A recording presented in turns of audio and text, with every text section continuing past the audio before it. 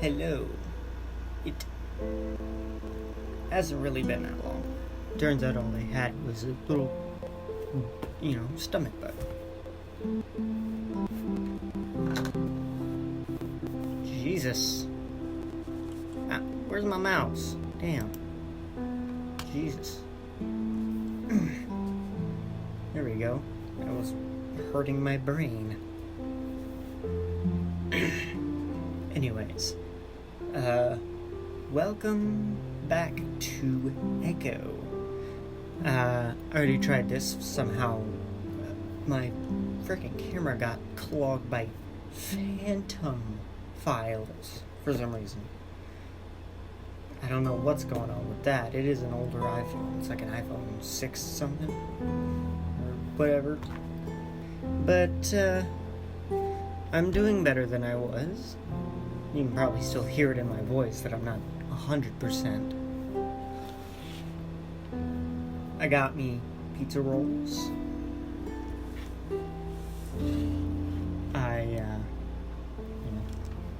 There we go. Got me some coffee. The pizza rolls are just, generic. Just cheese. And get into this.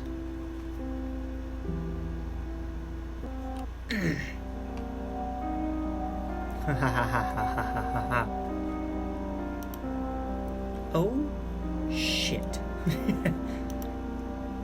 God damn it, Leo.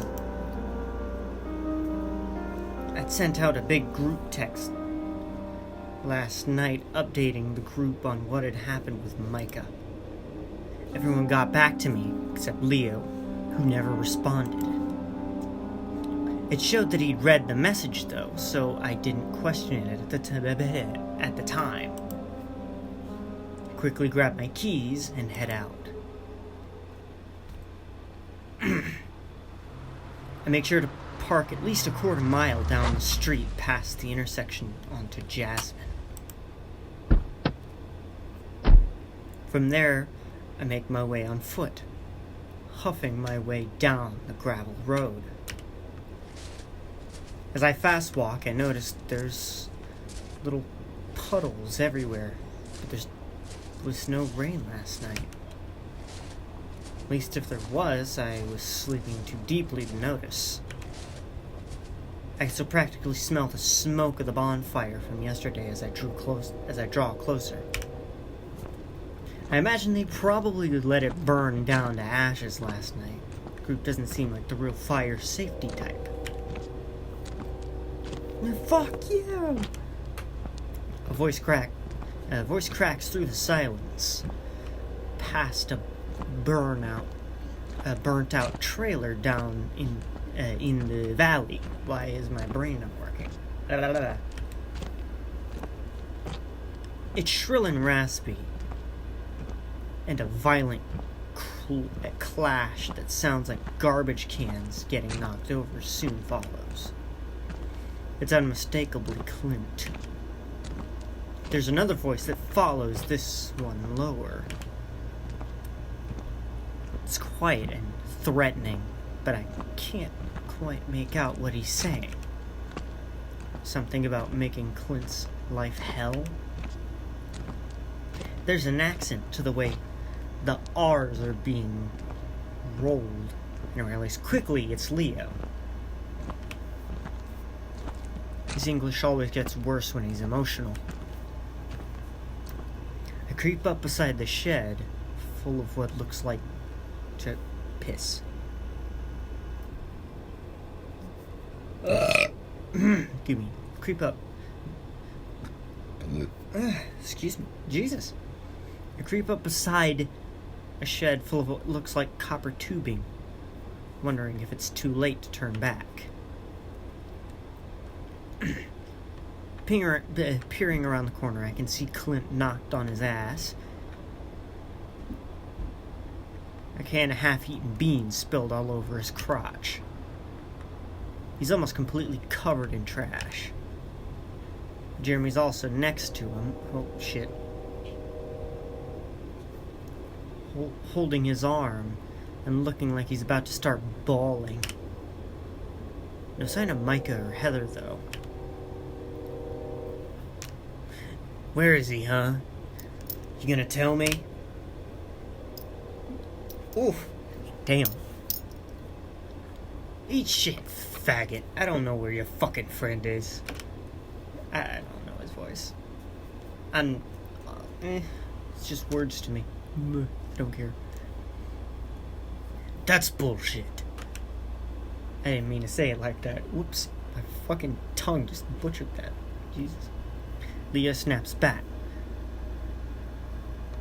Clint flinching some as he slides himself further behind the trash can he knocked over earlier.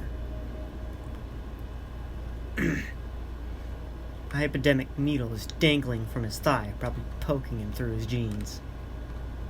He doesn't seem to notice, eyes flicking around wildly as if searching for something. You won't be so loud soon. Leo growls, tail raised and bristling. It's strange to see him flash his teeth like this. Leo getting truly angry was always a rarity growing up. The wolf usually being the one to trying to pacify everyone else.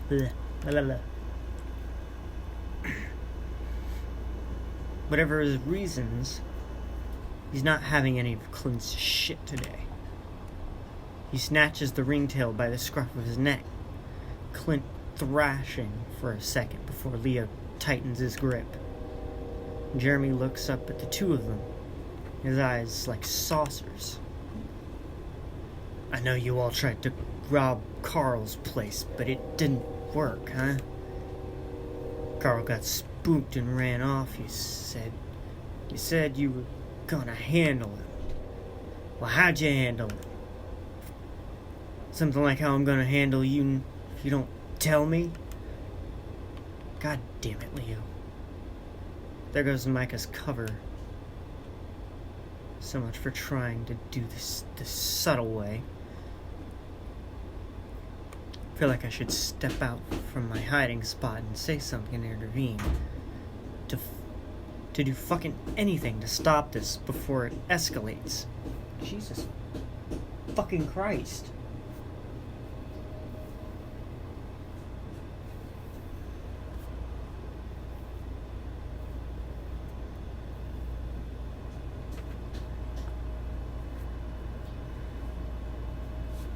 My leg is going. Let's swap. There we go. Across my legs. Wee. But I just stand there saying and doing nothing.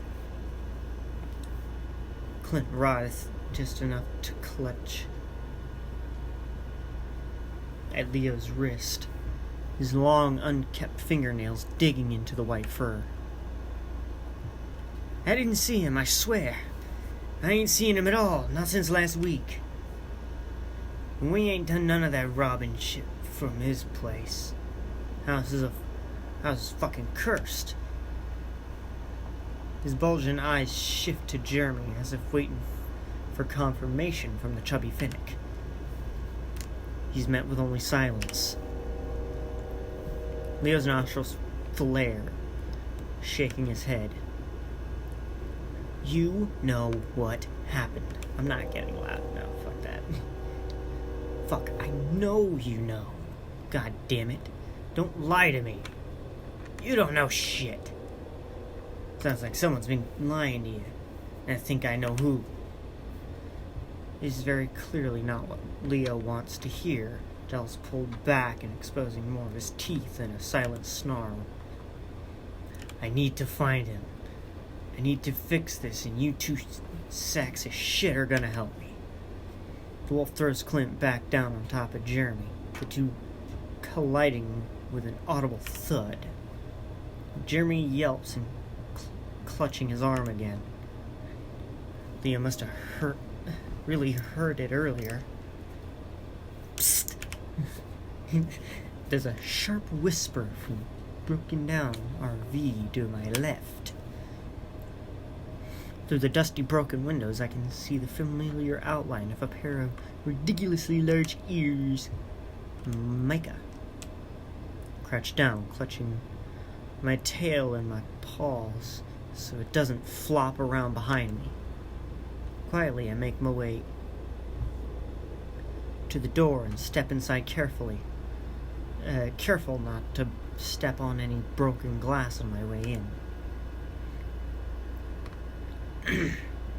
The smell inside is awful, and despite the arid climate, it's surprisingly damp and moldy in here. Micah's hunkered down behind an overturned cabinet, glancing briefly at me before turning his gaze to the scene unfolding outside. "I'm fucked," he mutters. "And so is your friend. All thanks to him, of all people." Micah points to the wolf outside, whose focus of attention has shifted to Jeremy now. I didn't know he'd react like this.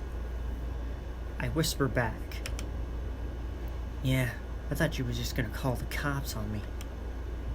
Didn't expect this from the goody two-shoes echo gay." Micah frowns deeply, and I notice a heavy pipe wrench clutched in his small paws. "Whoa, you gonna try hitting him with that?" Micah swallows. He was asking about me by name earlier. Jimmy said he hadn't seen me. Then Leo punched him in the arm so hard he hit the dirt. This is, just in case. "You better not have fucking hurt him, you fat fuck." Another cry of pain, then Leo hit him again, but it's hard to tell through my spot at the window. The bat's gaze shifts back over to me. "What the fuck are you still doing here? Go out there and stop him, you dumb shit." Michael whispers harshly, his raspy voice intense. "Oh, right, but what? Leo just blew one chance of figuring out where Carl is through your method. He sure fucking did. Now what's your point?" Those two, or at least Clint, probably knows what happened after the phone call you mentioned last night. A sick, twisted feeling starts to settle in my stomach, Micah looking at me with a dumbfounded expression. This may be our only chance, finding where Carl is. Through torture? Fuck me, Schizo. Don't be such a bitch and get out there. He shoves my shoulder, but I manage to keep myself from toppling over, steadying myself on a mildewy countertop. Ew. Don't touch me. I'll touch you all I goddamn want. My life here is over thanks to you.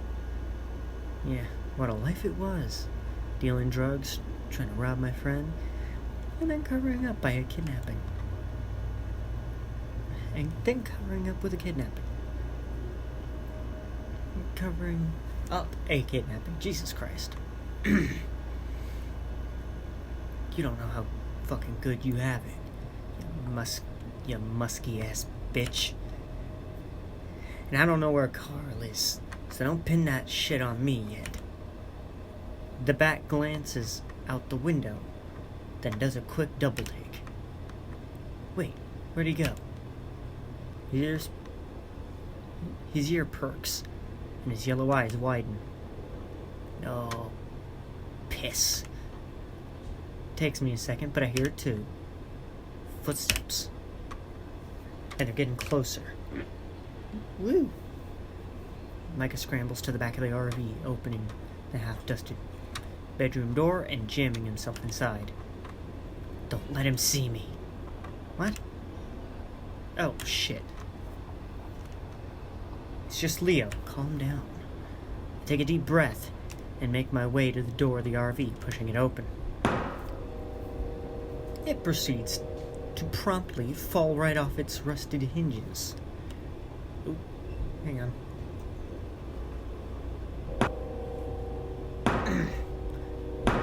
Damn it. Jesus, don't. Jesus, I couldn't get it right.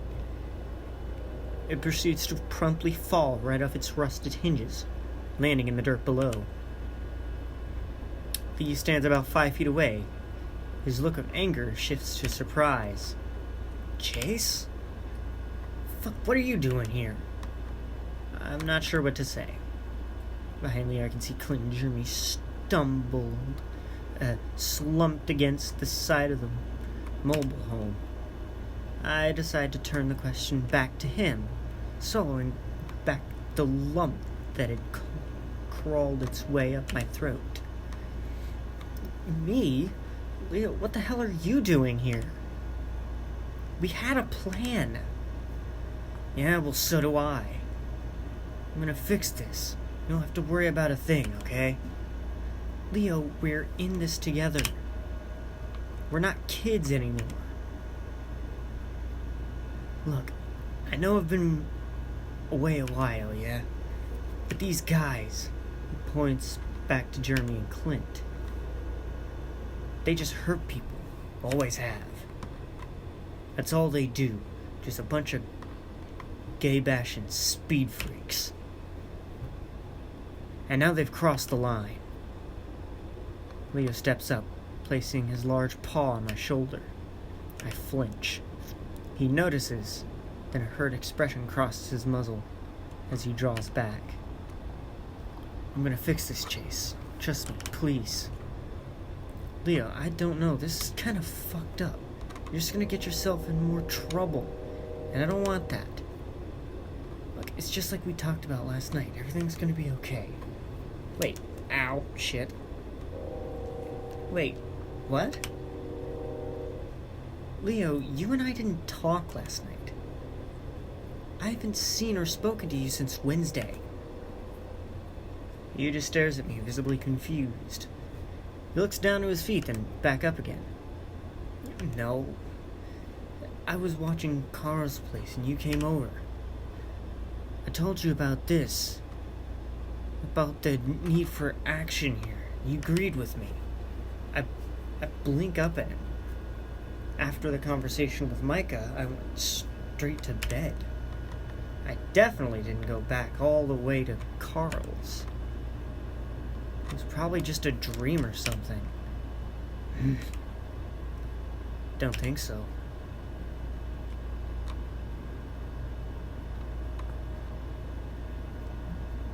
My brain is farting. He sucks his tongue for a second before speaking again. Have you seen Micah? Gotta ask him a few questions. No. I lie. I'll track him down, gain powers, and what have you.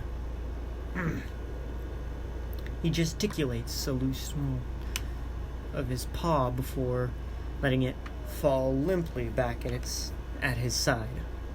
Hopefully Micah took a shower recently. Might do the thing where we ask him a few questions one at a time and make sure their answers match up. Read something about something like that in a spy novel once. And if they don't? Leo looks back at me as if he wasn't expecting me to ask that. Well, let's hope they do, yeah? For their own good. He nods He nods saggily, seemingly trying to ignore the fact that I'm staring at him like he's missing a few bolts. When I don't say anything, he just sighs, turning to head back in the direction of Clint and Jeremy. Right, you should head back to the motel and text the rest of the gang. I'll keep you updated. And if you see that as Leo rounds the side of the nearby shed, something large, brown, and hairy juts forth and strikes him in the waist. He recoils, Jesus. He recoils, staggering to his knee with a gasp. Just as he looks to see what hit him, a second blow strikes him square on the muzzle. I see his whole head rattle, his face contort in contorted pain as he falls flat on his ass, trying to scoot away from the source of the assault. Oh, fuck. Leo! I run up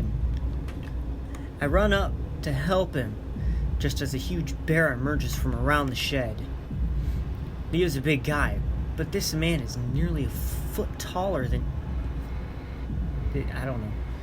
nearly a foot taller than even him. Scab's coat is matted fur, and a rank smell of stale beer and musk wafts off from him like cheap perfume. Ew. There's something horrible about him, and not just his acrid odor or less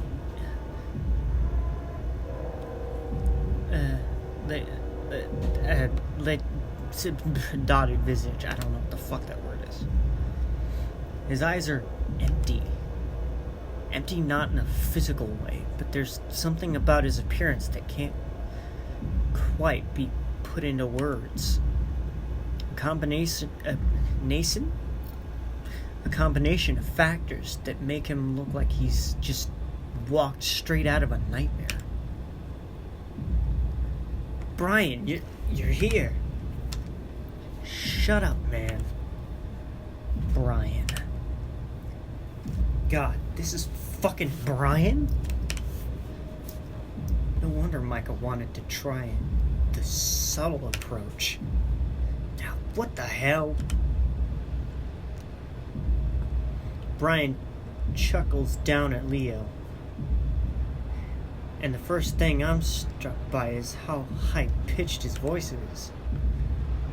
It's like this strange combination of a Valley Girl lisp mixed with a hint of helium. I'm not gonna do a voice for this guy. I just couldn't. I don't like this character enough to give him a voice. Screw that. What you doing, boy? He kicks at Leo's leg, the wolf grunting in pain. Do it. He smiles, pleased with himself and his little ambush. You know this is my turf, right? You hurting my boys wasn't a kind thing. Where's Carl? Leon shouts, covered in dirt as he scoots back along the ground. Brian continues to approach him with that same smile, several of his teeth missing or half rotted to the corn kernel like husks. He seems to ignore Leo's question, grabbing at the wolf's pant leg while Leo kicks fruitlessly at him. I gotta do something. Brian hasn't seen me yet. For some reason, the first thing that flashes through my mind is, what would Jenna do? Next thing I know, I'm walking toward both of them. I see Jeremy in the distance, his eyes going wide. He mouths one word, don't. Hey, like, stop it right now. Like, what the fuck, dude? Why would you say, why? Jesus. The bear stops what he's doing, looking at me with an indiscernible expression. Oh God, he's huge. Ew. Looks nasty too. Your behavior is real inappropriate. Really? That's the best you got, Chase? Jesus, you really are just about the personality to be a fucking rock. Well, fuck me, it's you. Duke was right. You've been skulking around here these past weeks, haven't you? Leo growls, taking advantage of the distraction to the distracted Bryson. Brian. Fuck me. By kicking square in the nads as hard as he can. At least that's where it looked like he was aiming for. Instead, it hits his thigh, and the bear stumbles back with a pained squeal. It's enough to give Leo some time to get back on his feet. I grab my keys from my pocket. My car's still parked a hell of a long ways away. I have no idea where Leo parked his van, or if he even drove in the first place. Come on, Leo, let's go. No. He balls his paws into fists. He knows where Carl is. This is our only goddamn chance, Leo. Chase. Get out of here. Get safe. I blanch as he begins rushing the bear, dropping his shoulders for a football tackle. There's no way in hell Leo can take on this guy. Leo, goddammit. Goddamn. The impact is hard, two heavy bodies colliding with an audible smack. The two topple down upon a wooden pallet covered in loose metal pipes. Brian squeals again, thrashing like a spider that's just been spritzed with bug spray. The bear scratches at Leo, but Leo hits him hard in the face. Again and again, pummeling a previously grinning mug into a twisted visage of agony. Brian's squeals turn into outright screams as if he's gone completely feral. Jesus, Leo. I said go! Jesus. Brian jerks forward, sinking his yellow teeth into Leo's shoulder. The wolf's eyes go wide from the shock of pain. It's stunning him still as his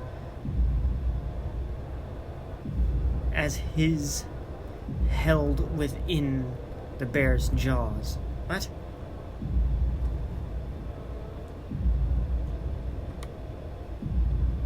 That doesn't make sense. He tries grabbing at it. He tries grabbing at his gnarly muzzle, but the bear only clamps down harder. I can see his nostrils dilating and his acrid breath puffing out in quick, enraged bursts. No! I've never won a fight in my goddamn life, but again, I have to do something. I run up and aim to kick Brian square in the head, anything to get him off Leo. It's a glancing blow, but it's enough. I see his jaw unclench, just as my foot catches, and I trip over both of them, splaying chest first into the dirt. Oof! Leo's gonna owe me so many beers after this. I cough out sputters of dust and dry grass. Grass. Rolling over onto my back. I see a flash of fur, and there's another couple of thuds. Then those eyes again, the empty ones.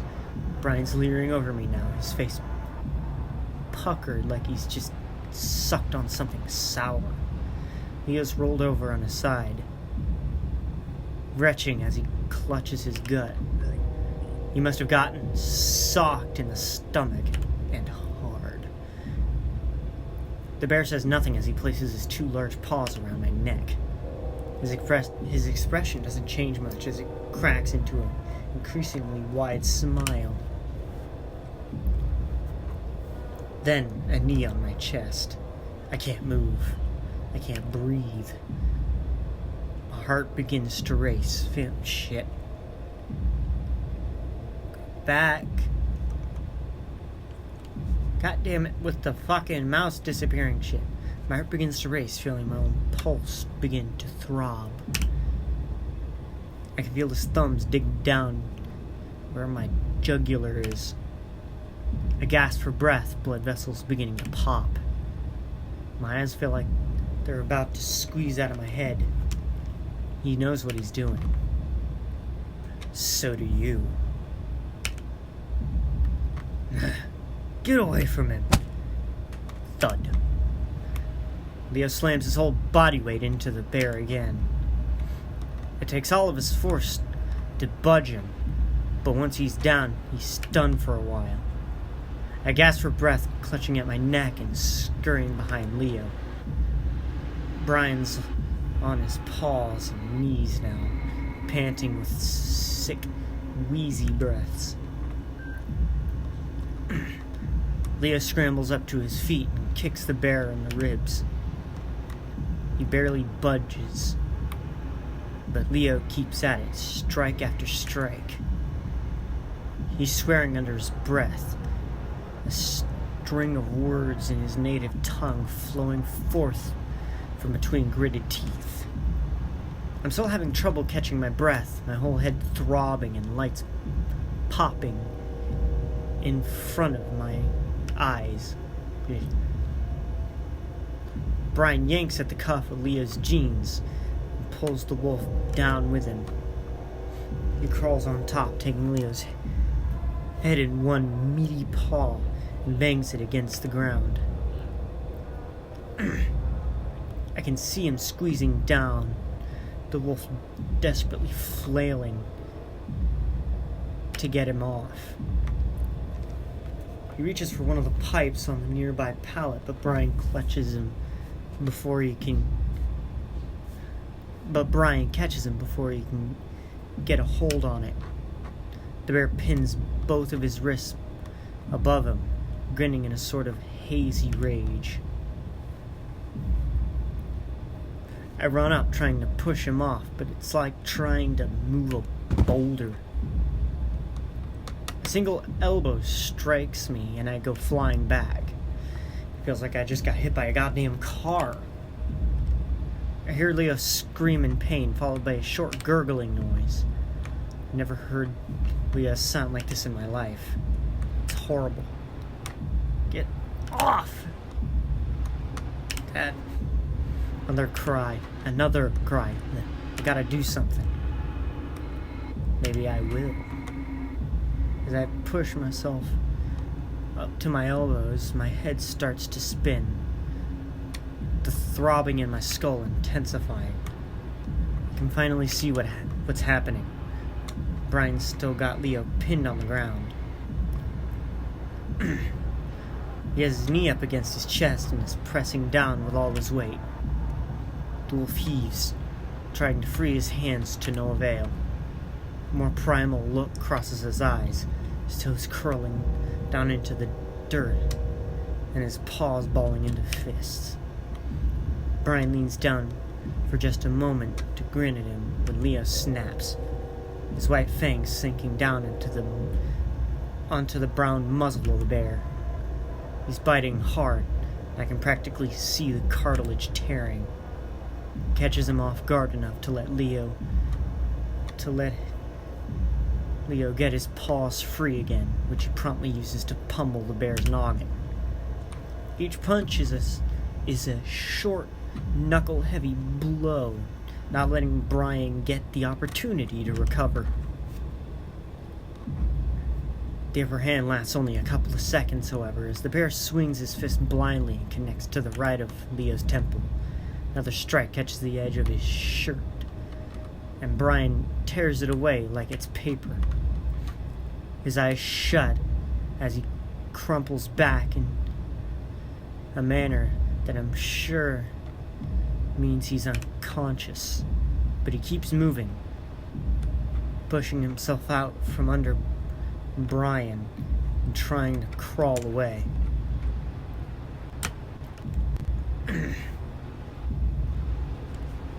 Motherfucker! Dude! Come back here, boy! The shout is loud and Leo begins to crawl faster.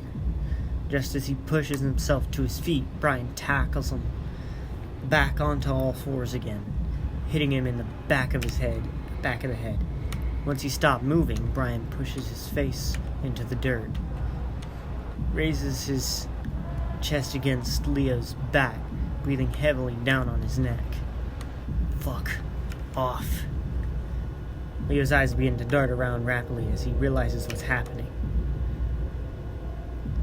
The emasculating position is very much intentional. Two paws come down to grasp around the back of Leo's neck, huge fingers pressing down on his airways. Stop! I call out, my voice hoarse. I push myself back back up for what feels like the 100th time. If I can get to the pipes on that pallet, maybe I can stop this. Take one step and nearly collapse. What the hell happened to me? Closing my eyes for a moment, trying to catch my breath. That's when I hear the sound of pattering little feet scampering across the topsoil. Take this, bitch. That doesn't sound right. Bam. The heavy metal of the wrench strikes Brian in the muzzle, straight as he turns around. A spray of blood splatters both Brian and the bat. The bear hobbling back before roaring in agony, two teeth falling from the front of his maw. His whole body quakes with rage. Micah! What are you doing? Micah's chest raises and falls in rapid succession. And apparently, his fight or flight responses are kicking in.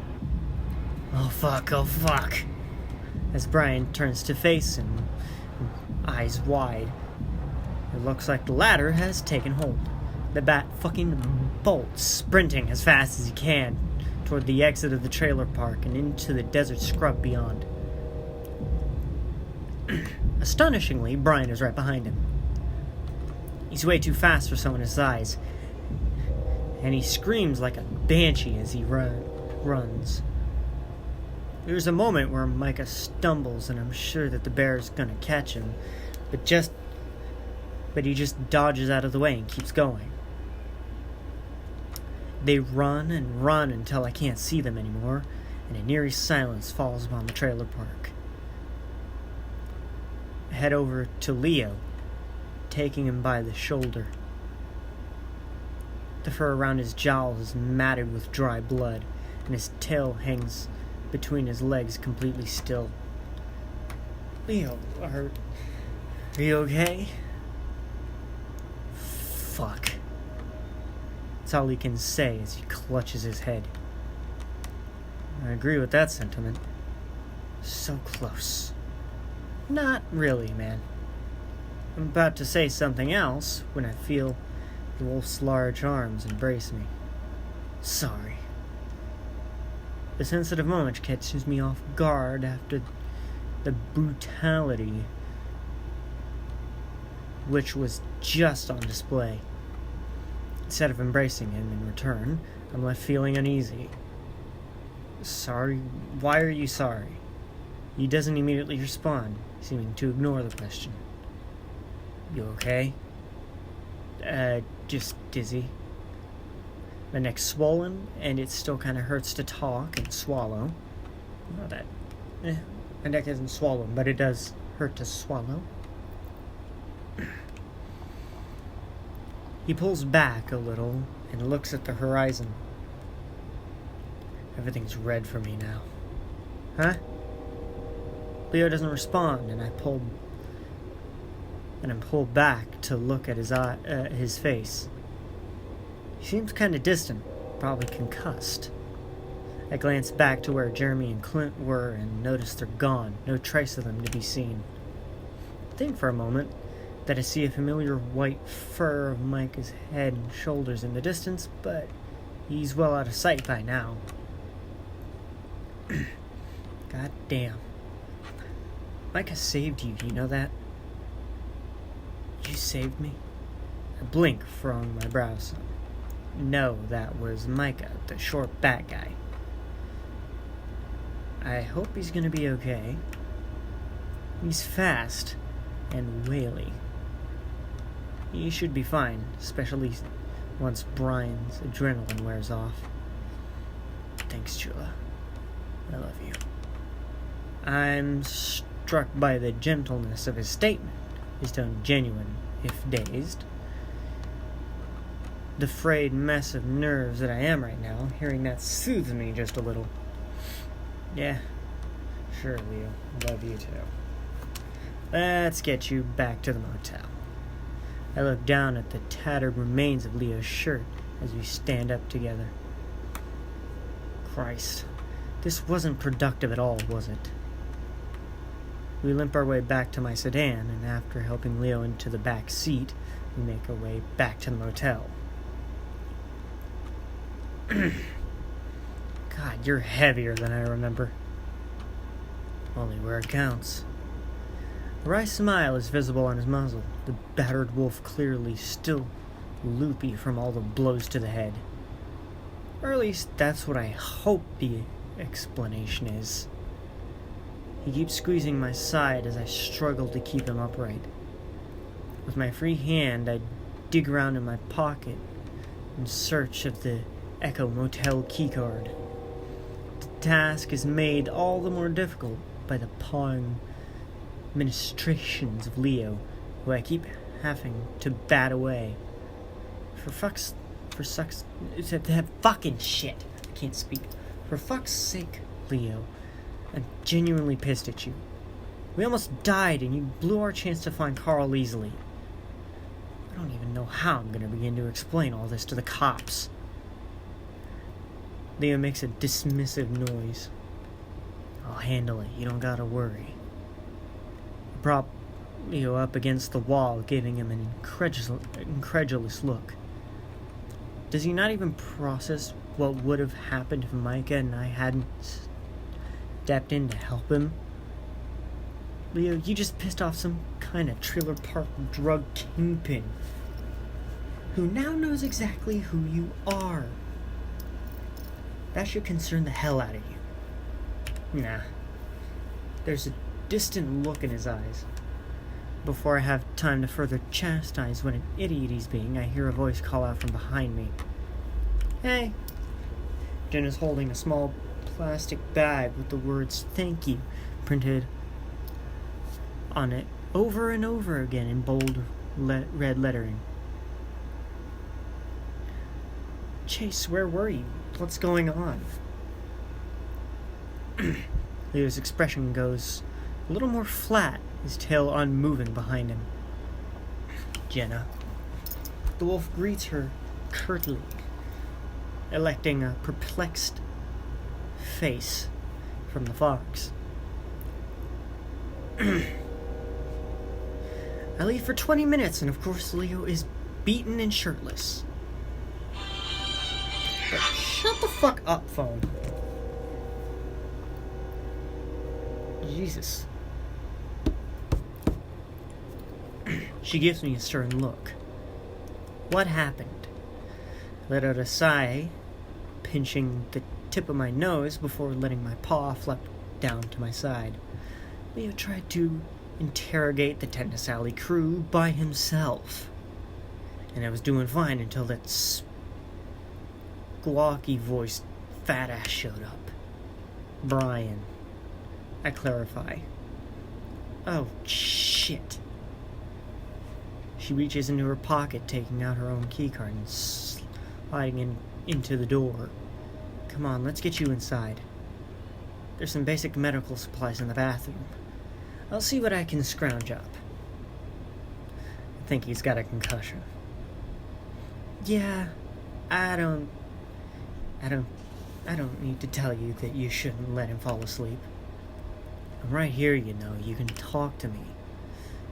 I would if I felt like it would do any good, but you obviously don't listen to anything we say, as evidenced by this latest stunt. God, Leo, why are you so stupid? You're an adult. Yeah, in all of this, I really do agree with Jenna on this one. Why the hell, Leo, would you do this? Everything was fine, and you had to mess it up. Also, for the Deadpool theme, I got my Deadpool shirt on because I just watched the Deadpool movie, the new one, Deadpool and Wolverine. Loved it. It was not exactly what I was expecting, but I mean, it was still awesome. Anyways, let's continue. Jenna pushes the door open, and I help Leo inside. I'm trying not to look directly at him, but judging by the tenseness of his muscles, I can tell he's definitely not digging Jenna's scolding. Well, I wouldn't be either, but I would at least take it, because I knew if I did something as stupid as Leo, I'd probably deserve a stern talking to. I walk Leo over to one of the beds and help him sit down, carefully, so he doesn't smush his own tail. Easy now, big guy. The wolf palpably softens at those words. Excuse me. And I think I catch a slight, sad smile pass towards my direction. Despite all his idiocy, we did just survive near death together. Oh, thank God. He pats my lower back some, just as Jenna shuts the door behind us.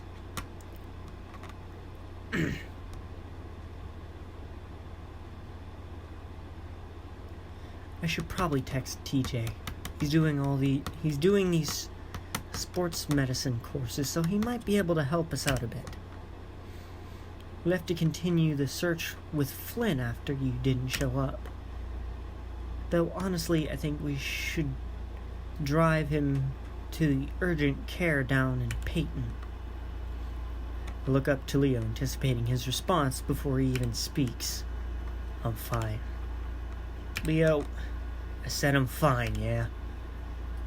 You shouldn't be babying over me while Carl's still out there. You're right, we shouldn't have to be doing this at all. Jenna walks past us both with a glowing look of maternal disappointment before heading into the bathroom. She does drop the bag of food next to us on the bed, though. Ordinarily, I'd be concerned about getting grease on the covers, but considering the circumstances, I pull out a styrofoam container from the bag and pop it open. Inside are 2 grilled cheese sandwiches with toasted eggs and bacon pushed off to the side. It looks kind of haphazardly put together, but my grumbling stomach doesn't mind. I hand Leo a grilled cheese and take some bacon for myself. You feeling dizzy? Any sharp head pains? Just some throbbing. But that's about par for the course when I'm around you. That is fucking weird. He grins for a flicker of a second before taking a huge bite of the sandwich. I can't help but stare at him wide-eyed, my face burning. It's not that I'm super offended by the flirting or anything, but now of all times to do it. Leo swallows down a mouthful of bread and cheese. Judging by his expression, he doesn't seem to be a big fan of the taste. Sorry, just getting sleepy. I reach up, clutching his shoulders. Hey, come on, don't pass out on us now. You know you can't do that now. Jenna returns with some hydrogen peroxide, gauze, and what looks like a bottle of acetaminophen. Just say painkillers. Seriously. I send out a message to the group chat letting them know what's going on. The signal was being kind of weird for a second, but it said sent. Jenna sits down beside the wolf with her can of disinfectant, to which Leo visibly recoils. I can do it, just give it to me. The Fennec's brows furls and she actually pulls back the can. No, that is not how you're going to treat me right now. Like you treat me like shit, yeah? What? I know you've been talking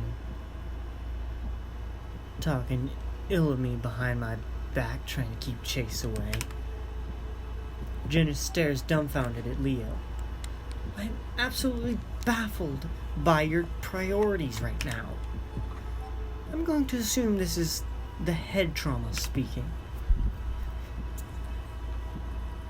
So what if it is? You know it's true. Leo shifts his gaze to me.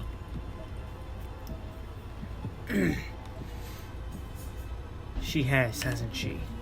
I sigh. I really wasn't prepared to deal with this confrontation right now. I probably should have spent more time with you to make sure you didn't do anything like you just did. No, Chase, this is not your fault. The sooner Leo realizes he's the one making mistakes, the sooner we can really rally and figure out what we're gonna do next. For Carl, remember him, the person we're actually trying to find? I wince, having agreed with the first part of what Jenna said, but it's definitely gone a step too far. Jenna, we're all concerned about Carl. I take the antiseptic spray and begin shaking the can before spritzing it on a few of Leo's wounds. The wolf barely even reacts. His pain tolerance was always pretty heavy growing up. He'd win pretty much every game of slap hands or punch you punch me that Flynn or Carl devised. I used to find that sort of toughness attractive. Guys, let's focus. Jenna holds up the flat of her palm towards me, speaking up with a curt tone. Chase, you don't really believe Leo's doing this out of the genuine goodness of his heart, right? That he has some deep compassion for Carl? Hell, I've spoken with Carl online the past few years.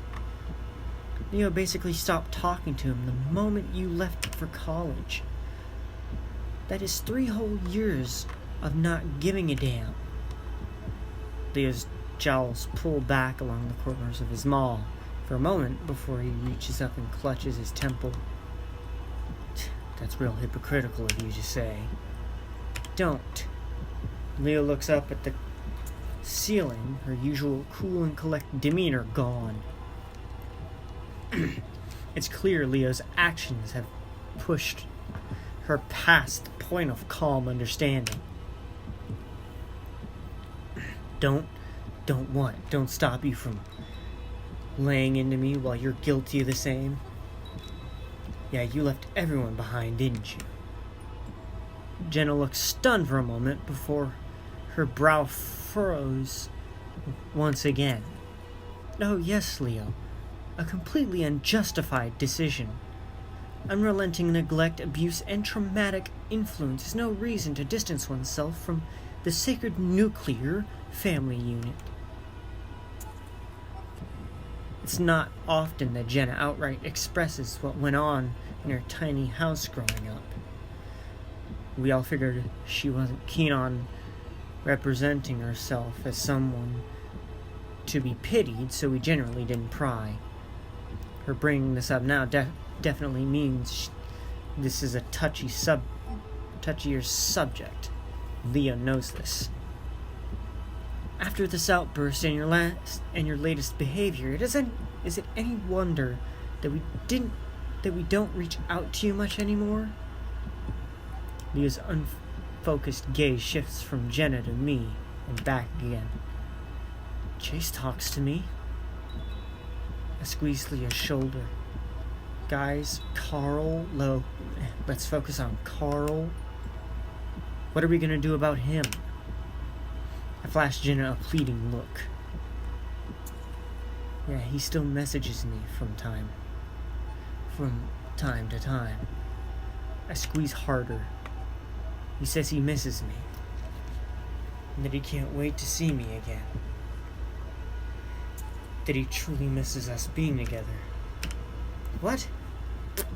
Jenna peers at Leo incredulously, her arms folded across her chest. When no one says anything, in response, she unfolds her arms, her expression softening some. Wait, seriously? Her attention shifts to me. You've been texting Leo that you wanted to get back together this whole time? No. I mean, not really. I mean, I barely text him. It's always late at night. Leo speaks with a droll monotone. My phone flashes and it's you. You bring up all the old times we messed around and how you want to do it again. You get kinda intense too. Like last time, you talked about, you want me in you again. Jesus. Leo, for fuck's sake. My face absolutely burns. I want to just throw my paw over his muzzle and shut him up. How could he be bringing this up at a time like this? Or bringing it up at all? Jenna's brow is raised high now. Before she can say anything, Leo speaks again, gesturing forward with jittery movements. I'm not fucking lying, yeah? I can show you the text. I saved them. You got rid of them the next morning. Every time. A dull throb pounds in my head. The intrusive thoughts as pointed as Jenna's gaze, which is very much aimed at me now. They made you feel guilty. Out of everything, that's what made you feel guilty. That's what you feel guilty about. Okay, wow. Neither of you told me any of this. I practically want to scream now. Carl, let's focus on Carl. Anything to get the spotlight off me.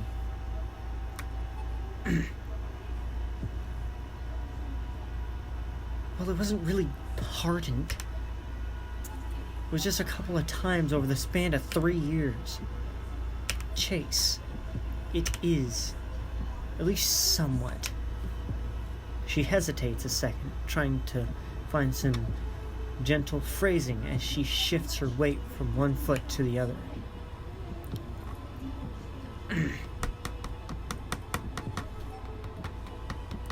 Not the nitty-gritty details, of course, unless we're all partially inebriated. She looks between the two of us. At the very least,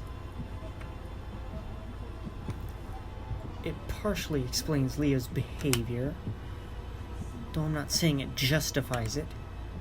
Yeah, there you go again. I'm right here and you're still talking right over me. He hunches forward some. You're injured, Leo. Plus, your words and actions have been exceptionally irrational lately, so forgive me if you aren't given a spot at the grown-up table. Leo ignores her, beginning to mumble. At first I was confused. Why were you acting like this? Trying to take away my chance to make things right.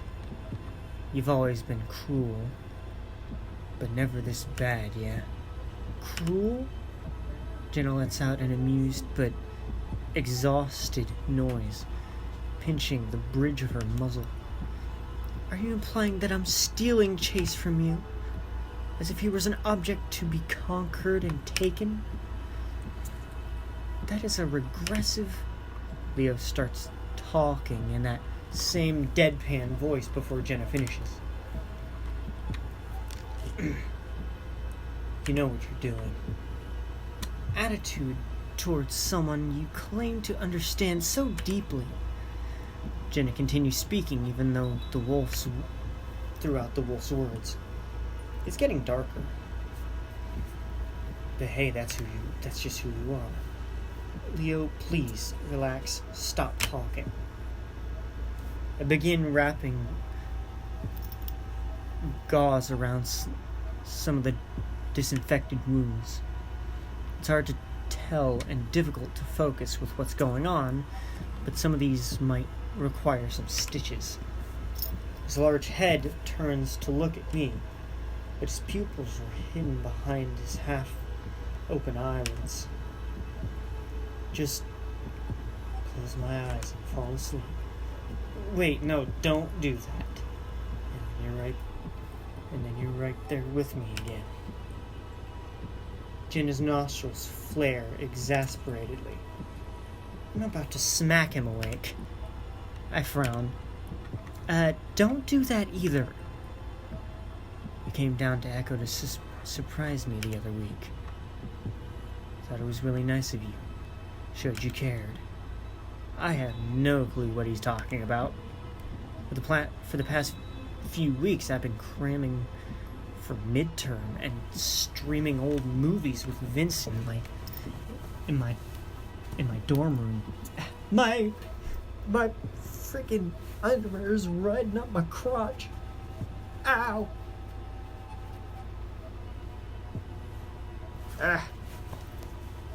Ew. Ouch. I was getting a wedgie. Felt awesome. For a moment, I think Jenna gives me a slightly accusatory look, but doesn't say anything.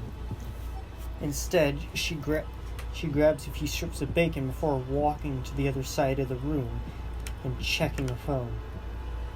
Okay, signal is completely messed up. My bars are bouncing up and down like they're on a trampoline.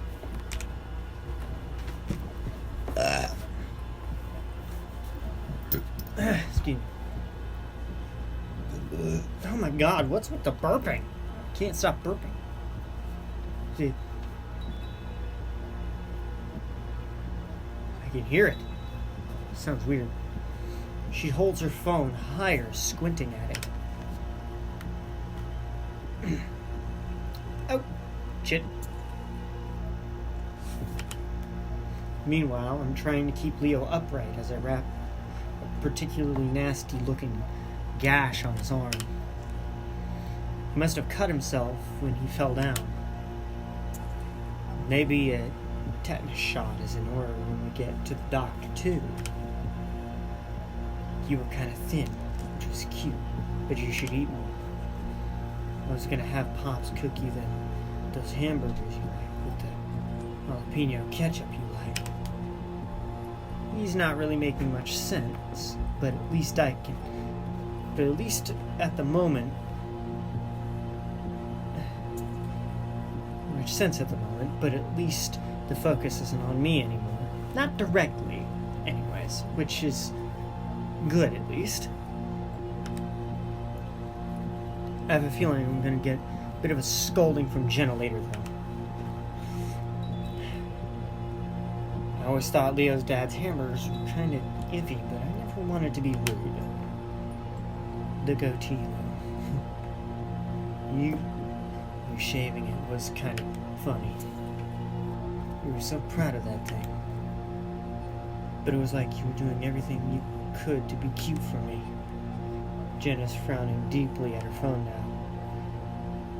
Whether it's because of what Leo said or something on her screen is unclear.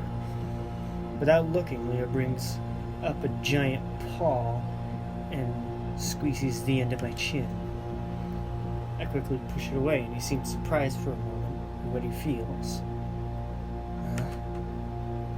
Is that really you, Chase? I catch Jenna peering pointedly at the wolf before glancing back at her phone. I'm thinking maybe we should start driving to the clinic now. I'm not even sure if the others got my text, and this stupid phone can barely buffer the messaging app. I've tried both it and the standard SMS. Reach into my pocket and pull out my phone to spot where the bars indicating service and Wi-Fi aren't there anymore.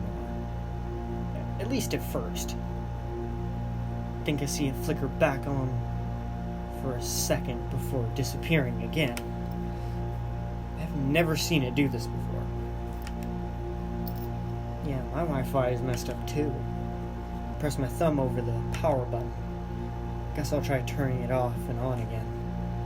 Jenna frowns. Then I suppose there's no... Oh shit. Shit titties. Then I suppose there's no point in checking my laptop.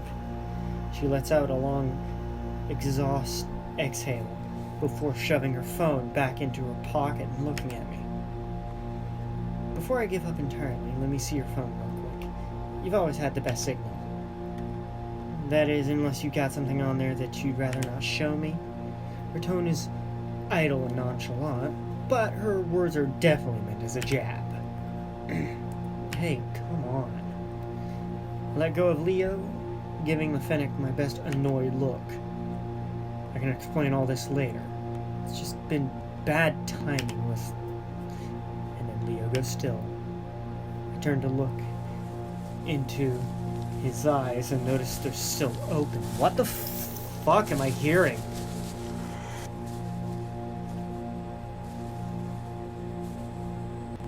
Wait, what? Ah! Oh god, it's lagging. What's happening? Ah, my. Ah.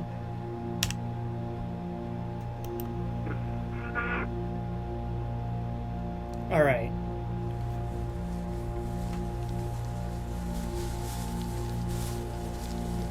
Is it gonna do the thing, or am I just listening to the stuff?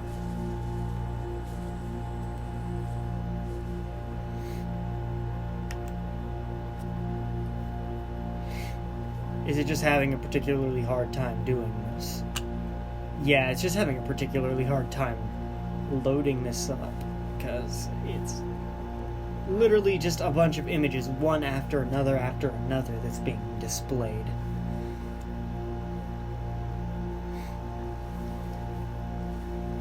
But there's something behind him. Hey. What? I step back.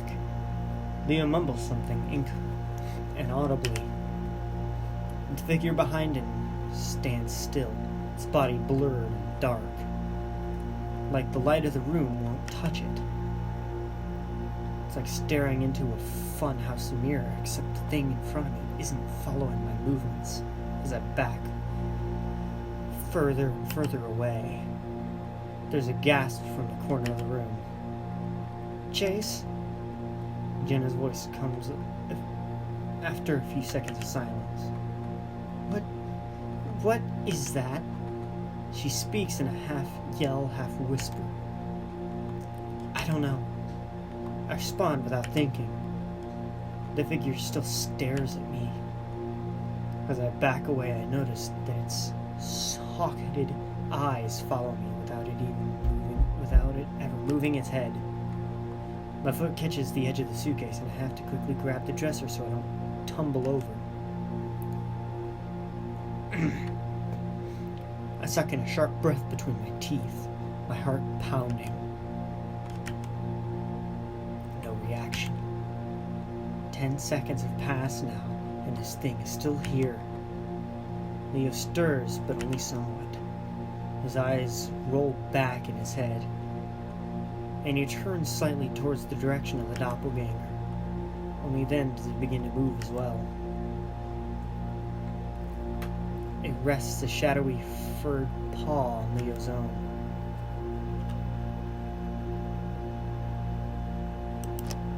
Don't touch him. I wince as the words leave my mouth, spoken without thought. Chase, don't. Why?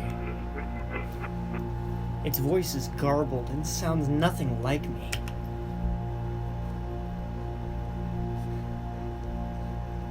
Like a clipped soundbite from an old cassette tape.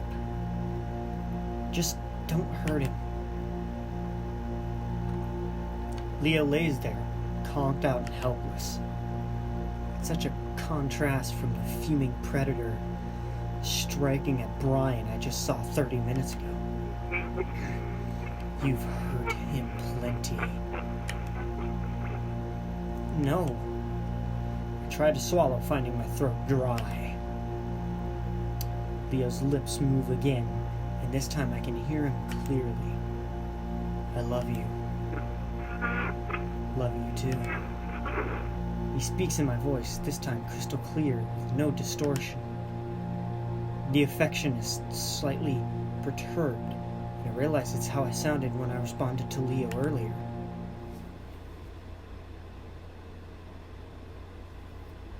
Its shadowy visage fades into the surroundings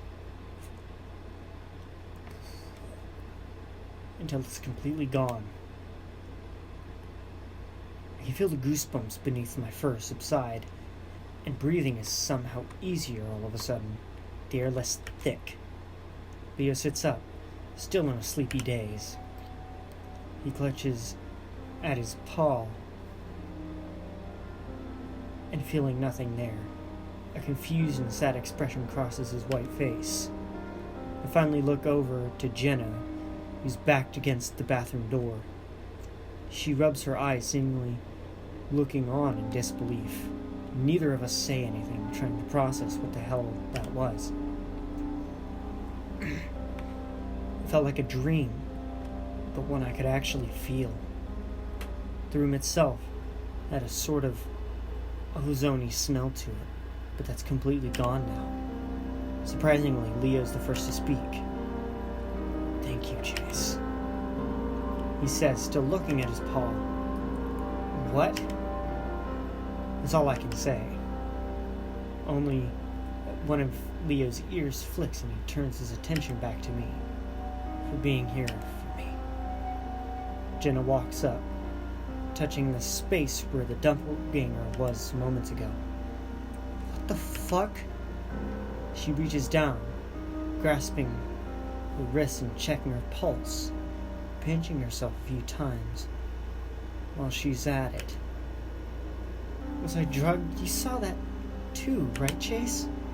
A nod, trying to speak, but only a croaking sound comes from my throat at first. I cough, then try again. I saw it. I think that was the thing from my dream. Oh, no. No. Jenna turns, walking back towards the bathroom door. God, Chase, don't say that. The thought clearly appears to unnerve her. I'm sorry, but that was real. There has to be an explanation for whatever that was. I'm about ready to start looking for hidden cameras here. I glance down at my suitcase and spot the familiar orange hardbox container that keeps my camera equipment in. If only I'd gotten whatever that was on film. I exhale, noticing that my legs are still shaking. It's all so familiar. We should probably get out of here. Agreed. I'm gonna grab my stuff and pack your trunk. You think we should leave? Yes. I need to get back to Pueblo and take a few mental health days. We'll finish packing up TJ and drop Leo off at the clinic. His dad can take him home later. Leo picks at his freshly wrapped bandages. Why did it touch him? I need to find Carl. Jenna says nothing to Leo's insistence. The Fennec shoving her dirty clothes into a garbage bag. Leo, I don't know what more we can do. I'll handle it. And you can come back. His red eyes meet mine for the first time in a while, and I'm struck by the level of compassion in them. For a second, it reminds me of the best moments of our relationship. With my heart still thudding in my ears, and my legs still weak, I managed to force a smile toward the dazed wolf. Right, of course. Doctor first, though. I'm about ready to check myself in, too. He cants his head, peering at me curiously. I'll find Carl. Don't worry. There's a knocking on the window. Awkward taps followed by a crooning falsetto voice. Carl, I found Carl. Makes Jenna and I jump, both of us freezing in place. Who's there? Leo asks sheepishly. It's me, Micah. More knocking, this time a little harder. Micah? Leo blinks suddenly, seeming more awake. Clutches the end of the bed, pushing himself to his feet. The wolf's a little wobbly. He's still swaying behind him as he tries to keep his balance. Yeah, it's me, open the door. There's something off about his voice. I don't think it's him. Leah steps over toward the window and draws the curtain before I can tell him to stop. The familiar outline of the bat's massive ears poke up from the bottom of the sill. He's crouched down, like he's afraid to be seen. Jenna steps up beside me, watching on from a distance. Micah shifts his head a little, and I notice he has this strange expression on his face, like he's not fully awake. There's also something attached to the scruff of his neck. The bat's face is snout squarely against the window, blood spurting from his nose and coating both the pane and his face. Fuck! Oh God, Leo, get back! Micah slumps aside, falling out of sight as the figure who was making the voices reveals himself. Brian. Jesus! The bear rams open the door. Bits of splintered wood from the frame showering the carpet. Leo, get back! Leo turns to face him just as something metal strikes across his face. I don't hear the impact, but Leo crumples just the same. He points the thing at me now, and I realize quickly it's a gun. He smiles at me for a second, approaching me next. I try to back up, but there's nowhere to run. He grabs me by the shirt, and I feel my body swing around. Don't you fucking... Ah! Jesus! Ugh. The coyote latches onto my shoulders, yanking me back. Something hard smacks into my skull, and I feel my mind rattle. I lurch away, essentially butt-bumping the coyote as my ears ring from the prior blow. TJ's still on the ground, crying and covered in booze as the bullies stand around him. My movements go sluggish, and it's like I've become a zombie, shambling towards the door as my vision blurs. Is this what being knocked out feels like? I clench my fists and keep up my pace, trying to blink the blurriness away. Eventually I reach the entrance. Leo. As I reach the outside, my knees lock and I drop to the concrete. The impact rattles my bones and I catch myself with my wrists, just barely managing to avoid falling directly onto my muzzle. I take a deep breath. Shit! Hit the microphone. Damn it! Why the fuck are you doing all that? Mouse! Dude, really? Why'd you do all that, jackass? I take a deep breath. I'm still conscious. At least half conscious. I continue crawling, trying to ignore the throbbing pain. Carl! Shouting now, my voice sounds foreign to me. Shrill, childlike, pathetic, and increasingly hoarse. Leo?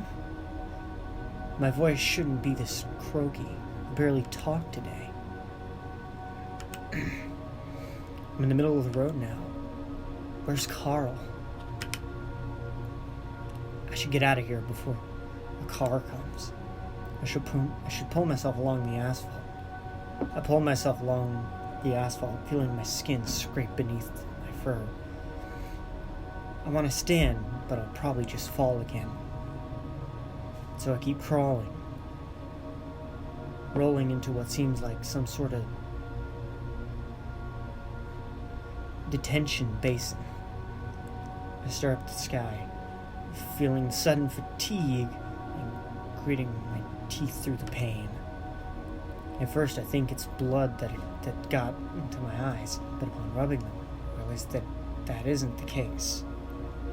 The sky is different, like someone slapped one of those color gel matte filters over it. What the hell? Rub my eyes again, attempting to focus. I can't stay here. TJ's in deep shit. Those idiots. Those assholes. Sucking in a sharp breath through my teeth. I rise to a stand, praying my knees don't lock up again. Find Carl. Find Leo. I stumble out of the detention basin, feeling packed soil beneath my feet. A dirt road. Looking behind me, I realize I must have crawled further out than I thought. Parson looks over a mile away. That can't be right. I see a van ahead. Looks rusted and old, but there's a light on inside. I step off. I step stiff-leggedly down the road a ways, reaching the bend where the vehicle sits.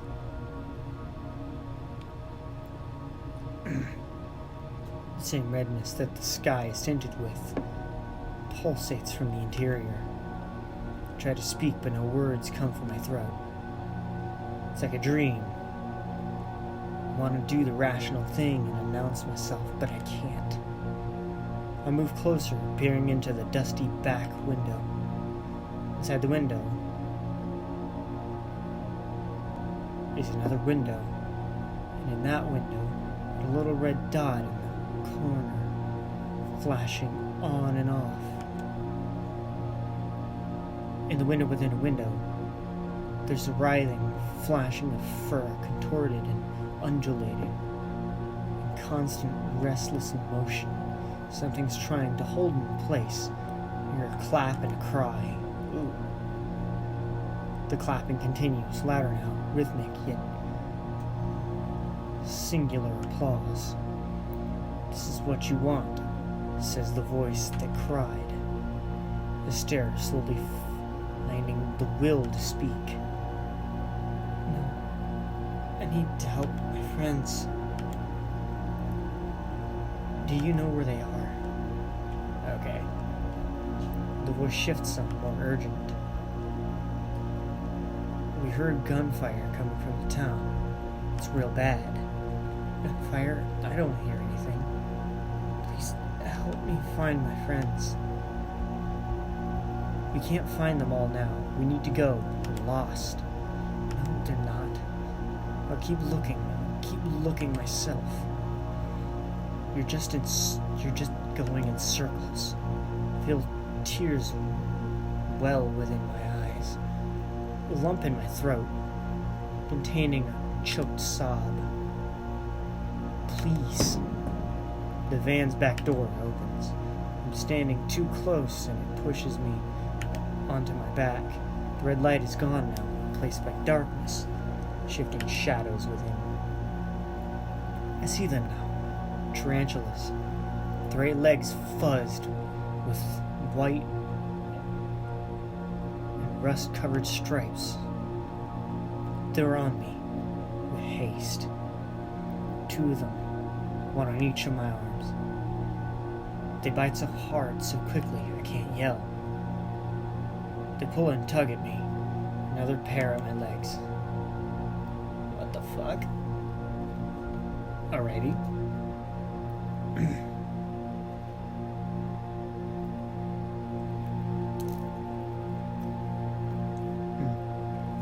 Food!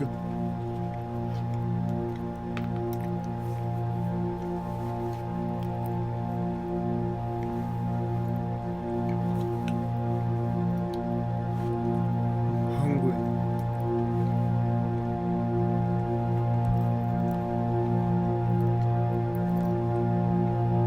I'm pulled into the van. My body stretched upon and squishy.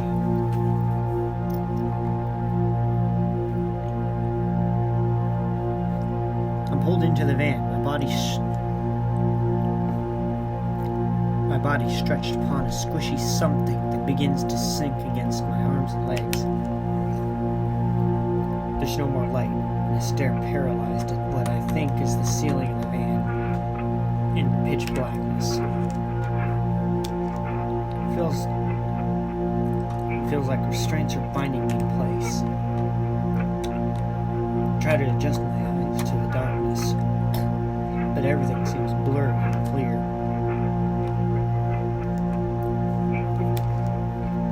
My head throbs like a heartbeat, pangs of pain, unrelenting. My fur bristles. Where'd the spiders go? Breathing's become more difficult, as if the oxygen in the van was running out.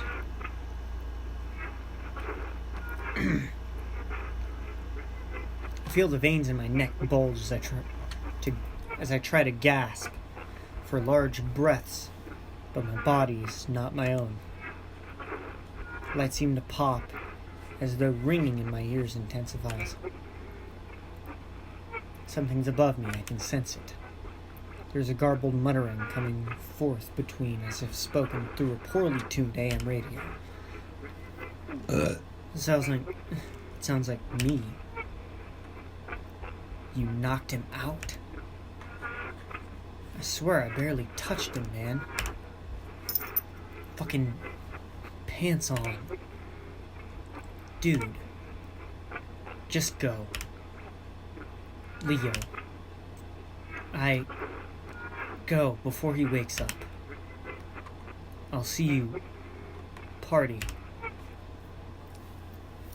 It goes quiet. Then after a few more seconds, Chase. Chase. Chase. The voice changes. Hang on.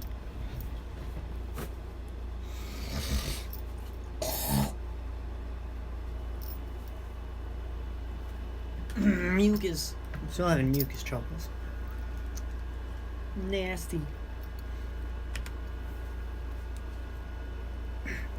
This time, the voice is throbbing within my head. Have you ever killed anyone?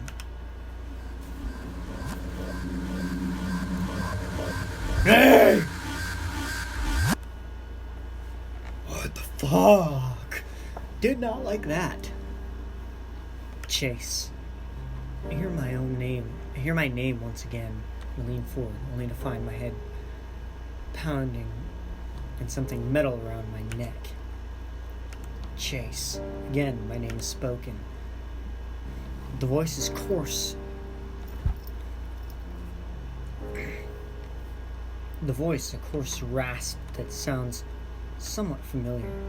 I blink several times, trying to get the blurriness to leave my eyes. They feel puffy, like I've been crying a lot. I meant to leave off earlier, but they kind of butt together. It was hard to find a stopping point. But woo, I'm spinning. If you like this video, like, comment, subscribe, I guess. This isn't going to be a full-fledged return. I'm still recovering. Then again, there are quite a few gaps between videos anyway. I am going to go eat a little bit. And then I will be back. But, bye.